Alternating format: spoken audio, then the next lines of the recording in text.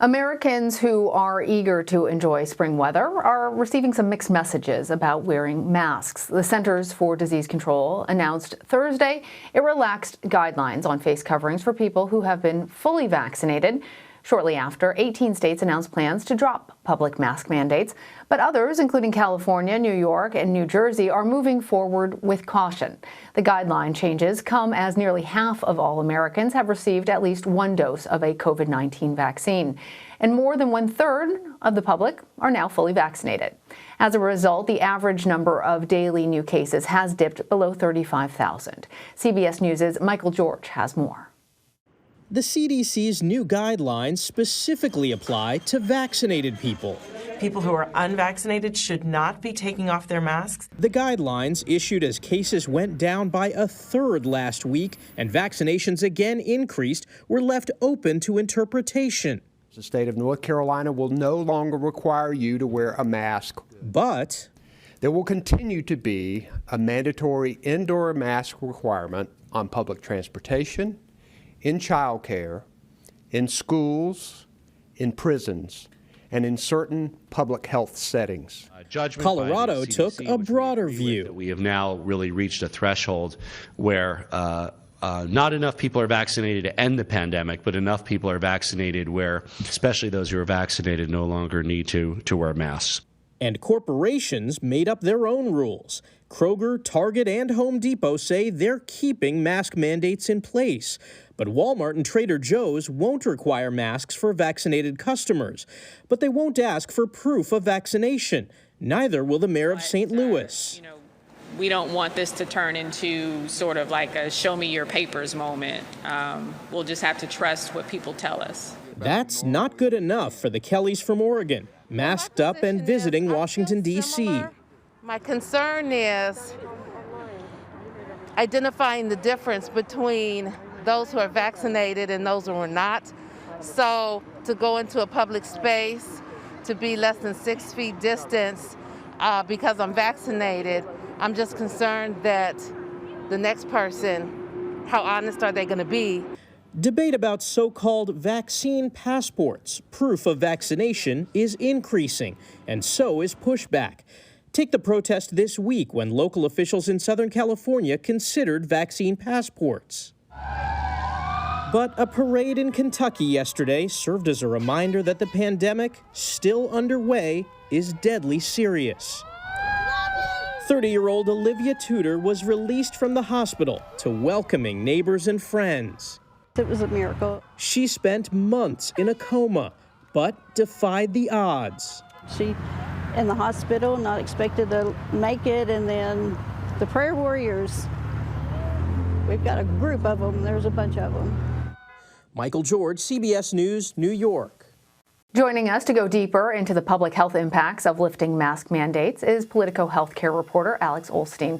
Alice, thanks for being here. So, as you heard in Michael George's package, each state is responding to the CDC's guidance differently, which has been confusing to many people. So let's just start off by understanding, why did the federal government lift its mask mandates for vaccinated people, and then why are some states still keeping those mandates in place?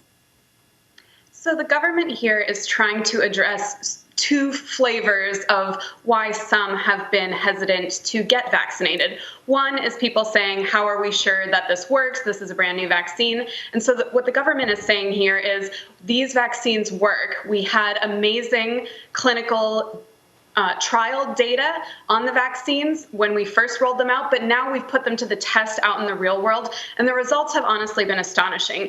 As you said, cases are down, hospitalizations are way down, and deaths are the lowest they've been since April of last year. And so the message is these vaccines work so well that you don't have to wear a mask, even if you're indoors, even if you're around other people, even if you're around unvaccinated people, no more 6 feet apart, none of that. The other thing is that they are responding to those who are hesitant to get vaccinated, who have been feeling like, why should I bother when I'll have to abide by all of the same restrictions, whether I'm vaccinated or not? I don't get to go back to my normal life. This is saying now you can. This is supposed to be a strong incentive to get people who are on the fence. And there's some data that this could be really motivational for people. There's been some polling out of UCLA where they asked a lot of folks, what would convince you to get the vaccine, whether it's a cash payment or the right to go without a mask, or these different motivations. And the right to go without a mask was compelling across all groups, but it was most compelling for the group that has been the most hesitant, which is self-identified Republicans. And so while this is going in this direction, it also comes with a lot of risks because, as you noted earlier, we don't yet have an easy way to verify who is vaccinated and who is not. Right, and that's such a challenge. Is there any guidance about whether vaccine passports are going to come into play in certain locations, or if there are enforcement mechanisms to make sure that that the guidance is actually being followed by people who are vaccinated and having their masks off, and people who aren't vaccinated keeping their masks on? Right. So the Biden administration has repeatedly said that they are not looking to impose any kind of federal vaccine passport system. They said they could, give guidance, help set standards, but they are really leaving this to either individual states or the private sector. And that puts a lot of onus on individual businesses that don't have the resources or the technology that the federal government has. And it really poses some ethical dilemmas here, because if there's some sort of smartphone-based system where people can show their proof of vaccination in order to access certain spaces, that could exclude a huge population who are low income or who are elderly or who have language barriers. A lot of people don't have a smartphone, and so there is an equity issue here. We've already had a pandemic so defined by disparities and different access to healthcare and so much else, and there's concern about making that worse. On the other hand, businesses are looking at, reopening for live events and all kinds of other things, and it's in their interest to keep their workers safe, keep their customers safe, and so they are really looking at what can we do to be able to either have different sections for vaccinated or unvaccinated people, or restrict entry and require proof of vaccination. But again, the federal government is staying out of this for now because there's a lot of concern about government overreach and rhetoric about, Big Brother, and they don't want to send any kind of message in that regard, even though they've been lobbied to get into the vaccine passport space by the airline industry and several other industries. Alice, how much does the Biden administration hope that this new mask guidance will help to jumpstart the economy, and how much are they hoping that this is going to actually incentivize people who are hesitant to get vaccinated?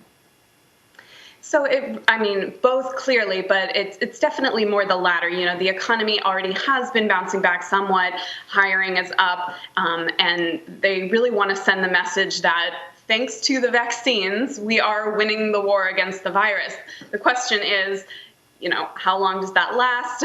And is it too early to declare victory when, as you noted, fewer than 40% of the country is fully vaccinated? We have new variants of the virus emerging. So far, the vaccines are very effective against those new variants, but that is just luck, honestly. And every transmission, every time the virus jumps from one person to another, there's the possibility for a mutation to occur and a new variant to emerge. And so it's just continuing to move towards normalcy while still urging people to get vaccinated, to reach some threshold of herd immunity so we can really squash this virus and get back to our lives. So, Alice, the CDC's guidelines apply to people who are fully vaccinated, these updated mask guidelines. What is now the mask guidance for kids under the age of 12 who are not yet eligible for the vaccine?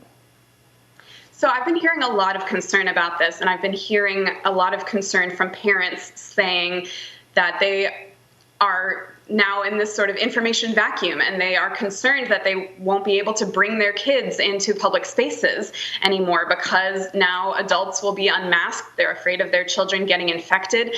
Companies are creating vaccines. They're going through clinical trials right now and testing them for younger kids, even as little as toddlers, but that won't be for many more months. So we just got approval, we just got emergency use authorization, key difference, for the 12 to 15 age population, but not for younger than that. And so this really opens up a lot of questions about schools and daycares. Are adults going to be masked and are adults going to be unmasked, whereas kids continue to wear masks? The difficulty of enforcing that and addressing parent concerns about bringing their kids into public spaces where adults are unmasked and it's impossible to tell who has been vaccinated and who is not.